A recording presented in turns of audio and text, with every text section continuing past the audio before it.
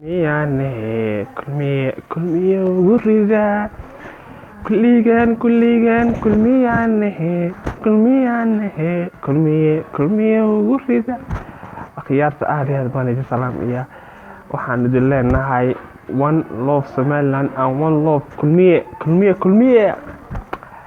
Halkan waxaan ku cadeynayaa in xisbiga wadani markii uu ogaaday in gobolada Somaliland aanay waxba u oolin, waxa uu miciin biday shirkadda Telesom dadkii muwaadiniinta ah ee dhikaadhada qaatay ayay la soo hadlaysaa.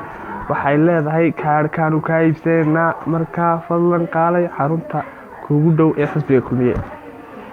Waxaan idin leenahay tii aad fiyaal oo intii ka daayay lumiyada la isgaadhayba suudiga durtamo saa u ooyay barooranayay aan ba'day bismillah maxaa oo hinka muuqata dadka.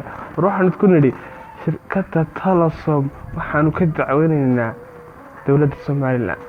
Shirkadda Telesom ummadda Somaliland dhex uma aha, xisbi gooniya bay raacday, xisbi gooniya bay xogtii ay muwaadiniinta ka haysay ku wareejisay.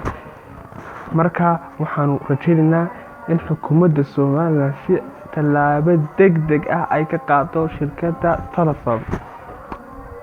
aad iyo aad baan idin salaamayaa akhyaarta love baan idin leenahay meel kastoo aad adduunyada ku joogtaan. kulligan kulmiye ugu rida kulligan kulmiye bye.